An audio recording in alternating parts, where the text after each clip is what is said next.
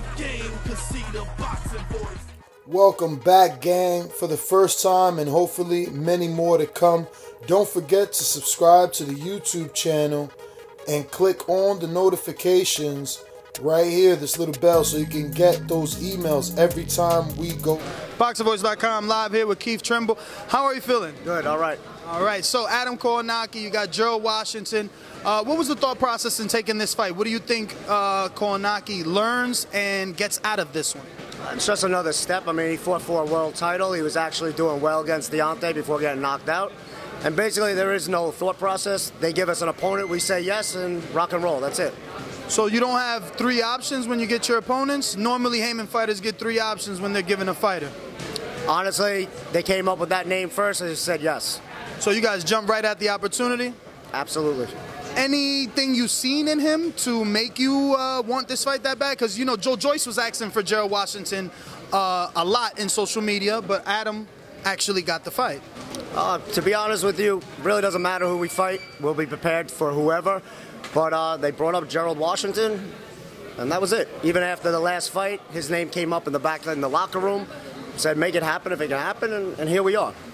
As a trainer, are you, in the back of your mind, wanting Adam to perform a certain way, since this will be the second barometer fight? First one was Charles Martin, common opponent with Anthony Joshua. This one will be Gerald Washington, common opponent with Deontay Wilder, the two, you know, kings in the division. Yeah, well, we also had Splika, who fought Deontay. But again, honestly, it really doesn't matter. Adam's going to be, he had a great training camp. He's ready for 10 rounds. He'll be ready for 12 rounds. I don't make predictions. He's not going to make predictions. We're here to fight, put on a good fight. He's going to be there to the end, and that's the end. I interviewed Gerald Washington's trainer, and he said, you know, what he brings after the one fight that he's been added on is he added different tools to Gerald Washington. They feel that, you know, Adam will be all over Gerald, which would fall into his game plan of being able to use that uppercut. Do you feel that Adam is susceptible to an uppercut? Everybody is. Everybody can get hit with any punch. It's boxing, it's fighting. Listen, at the end of the day, Adam's a pressure fighter.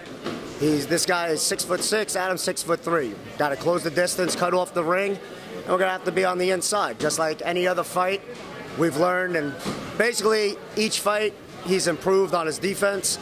It's going to be better this time. And again, that pressure, until you're actually in there with Adam, we'll see how he does with his uppercuts. Is Gerald going to land an uppercut? I'm sure he is. Listen, he hits an uppercut, I'm sure Adam's going to be hitting him with 2 or 3 punches after that uppercut. It's boxing. Everybody gets hit with everything. Did you review tape of the Big Baby fight, or you didn't feel it necessary? I'm not a big person on watching tape. To be quite honest with you, I don't spend a lot of time on that. I'm not worried about what they're doing. I'm not going to sit here and, as you just said, this uppercut thing, I'm going to sit there and be worried about an uppercut? Absolutely not. It's fighting. At the end of the day, you got to be prepared. You got to be ready for everything. And all I'm doing is getting my guy ready for the way we want him to fight, and that's it.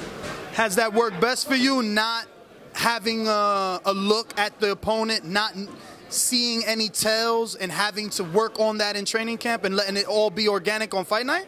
Well, basically, I watch a little bit, but I'm not going to sit there and watch hours. I know a lot of trainers watch hours and hours and hours and dissect every little thing. To me, you're too worried about the opponent, in my opinion. Did I watch? Have I seen some stuff on him? Of course. I've watched a little here, a little there. Fights pretty much the same way. He likes to draw you in. He likes to land his jabs. Looks for his right hand, looks like a short overhand right as well. He's going to throw uppercuts. It is what it is. Again, I'm not going to sit here and worry about every little thing he does. I prepare my fighters a certain way, and hopefully, and it's been working out that way for many, many years.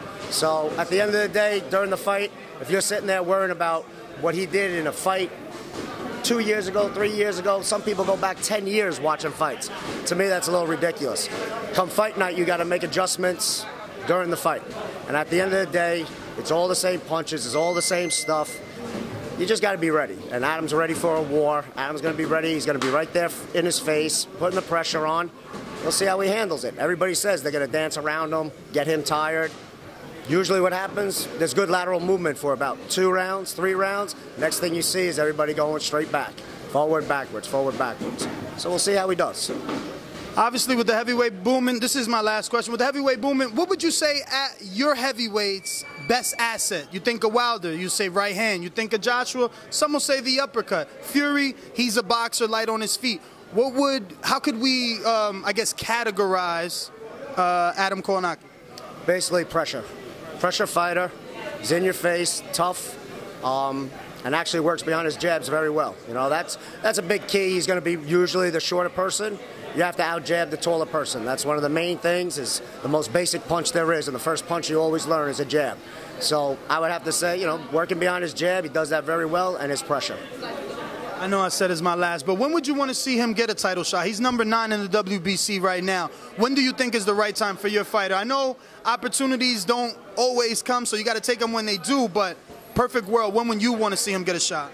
I mean, in a perfect world, like you just said, take one more good fight and then go.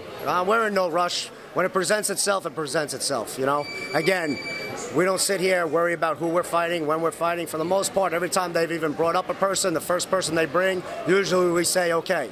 So it's about confidence. I'm confident in Adam. Adam's confident with me training him. And so far, we've done pretty well. Well, Keith, man, thank you for your time. Wish you the best of luck on Saturday night. All right, thank you. I appreciate it. What is up, TBV family? Yes, YouTube has been cutting funding to their channels as of late, and with net neutrality going through its process, the internet is changing. If you want to keep your favorite channel intact, coming up with tons of content, and plus get hours and hours of extra content, head over to patreon.com/theboxingvoice to become a member of the TBV family and help support the channel. Peace.